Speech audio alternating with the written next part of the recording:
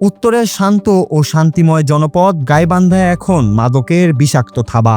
শহর থেকে শুরু করে প্রত্যন্ত গ্রাম সবখানেই হুহু করে ছড়িয়ে পড়ছে গাঁজা, ইয়াবা, ফেন্সিডিল ও ভয়ঙ্কর হিরোইনের ব্যবসা। শহরের শিল্পকলা এলাকা, স্টেডিয়াম, বালাসীঘাট থেকে শুরু করে অলিতে গলিতে এখন অনায়াসেই মিলছে ধ্বংসের এই চিত্র।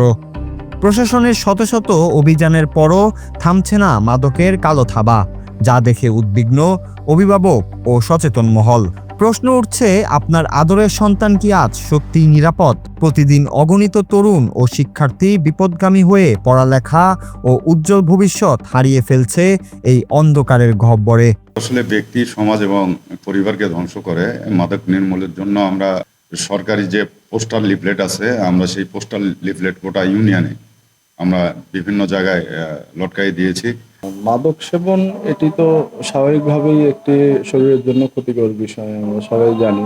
শরীরের প্রত্যেকটা জায়গায় তার ক্ষতির চিহ্ন থাকে। মস্তিষ্ক বলেন, লিভার বলেন, কিডনি বলেন, ফুসফুস বলেন, সবকিছুই ক্ষতিগ্রস্ত হয় এবং আলটিমেটলি শরীরের এই জিনিসগুলো যদি নষ্ট হয় তো মানুষ তো মৃত্যুর দিকে এগিয়েই যাচ্ছে অবশ্যই। ম্যাক্সিমাম মাদক ব্যবসায়ী তাদের কর্মসংস্থানের অভাব জন্যই তারা মাদকের দিকে ঝুঁকে পড়ছে। আর আমি মনে করি যদি মাদক সেবীদের কর্মসংস্থানের ব্যবস্থা করে দেওয়া হয় তাহলে মনে করি মাদকটা ব্যাপকভাবে আমরা কমায় নিয়ে আসতে পারবো। আগে গ্রাম অঞ্চলে মাদকের পরিমাণ অনেক কম ছিল, কিন্তু বর্তমান সময়ে মাদকের এমন ছড়াছড়ি, প্রতিটা ঘরে ঘরে এখন মাদকের ফলে সমাজ নষ্ট হচ্ছে। মাদক বিরোধী আন্দোলন করার পর থেকে অনেক মাদক সেবী মাদক সেবন থেকে বা মাদক ব্যবসা থেকে ফিরে আসার জন্য চেষ্টা করতেছে। অনেক মাদক ব্যবসায়ী তাদের কর্মসংস্থান নাই, প্লাস তাদের যে নামে মামলা আছে আগের, যারা মামলার জন্য এলাকায় আসতে পারতেছে না। আগে ছিল কিন্তু আসলে শহরের চিপা গলিতে অন্ধকারে মাদক কেনা বেচা হতো। এখন কিন্তু প্রকাশ্যেই গ্রামগঞ্জে এগুলো হাত বাড়াইলেই পাওয়া যাচ্ছে। শহর, গ্রাম, পাড়ায়, মহল্লায় মাদকের ব্যাপক ছড়াছড়ি।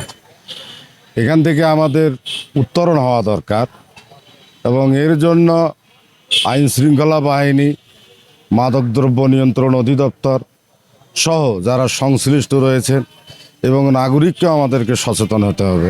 মাদকের এই সহজলভ্যতায় জেলা জুড়ে লাফিয়ে লাফিয়ে বাড়ছে পারিবারিক অশান্তি, চুরি, ছিনতাই ও নানা অসামাজিক কর্মকাণ্ড। চিকিৎসকরা সতর্ক করে বলছেন, মাদক কেবল একজন মানুষকে নয়, পুরো পরিবার ও সমাজকে তিলে তিলে ধ্বংস করে দেয়। তবে এই অন্ধকারের মাঝেও রয়েছে আশার আলো। 2 বছর ধরে মাদকের পথ থেকে ফিরে আসা সাবেক মাদক সেবী মিজানুর রহমানের মতো অনেকেই প্রমাণ করেছেন, ইচ্ছা থাকলে এই অভিশাপ থেকে মুক্তি সম্ভব। তা সত্ত্বেও সচেতন নাগরিকদের ক্ষোভ, মাদকের বিরুদ্ধে কোনো স্থায়ী বা দৃশ্যমান ফলাফল না থাকায় থামানো যাচ্ছে না সিন্ডিকেটগুলোকে। মাদকদ্রব্য নিয়ন্ত্রণ অধিদপ্তর জেলা কার্যালয় গাইবান্ধা বিগত জানুয়ারি থেকে জুন পর্যন্ত সময়ে আমরা 800-র মতো অভিযান পরিচালনা করে 152টি মামলা দায়ের করা হয়েছে এবং সে প্রেক্ষিতে 176 জন আসামিকে গ্রেপ্তার করা হয়েছে। গাইবান্ধাবাসীর সর্বস্তরকে নিয়ে প্রচার প্রচারণা, লিফলেট বিতরণ করে থাকি। তাদের দেওয়া তথ্য এবং আমাদের ডিপার্টমেন্টের তথ্য সকল কিছু সমন্বয় করে এবং অন্যান্য ল এনফোর্সিং এজেন্সির সঙ্গে আমরা সমন্বয় করে মাদক নির্মূলে তৎপর আছি। 2026 জানুয়ারি থেকে 2026 জুন পর্যন্ত এই 6 মাসে মোট 210টি মামলা, আমরা উদ্ধারজনিত মামলা বলি, মাদক উদ্ধারজনিত মামলা 210টি রুজু হয়েছে বিভিন্ন থানায়।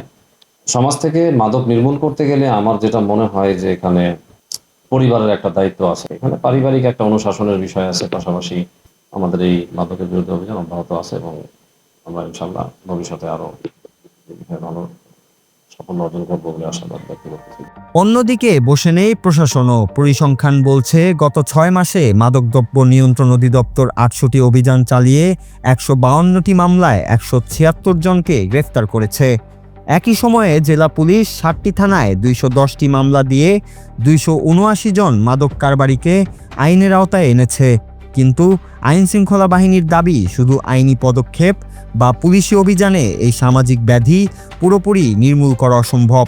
এর জন্য দরকার পরিবার, শিক্ষক ও সমাজসেবীদের সমন্বিত সামাজিক প্রতিরোধ গড়ে তুলে আমরা মাদক এবং এই জুয়া বাংলাদেশ থেকে আমরা আশা করি অধিকাংশ কমে আসবে ইনশাআল্লাহ।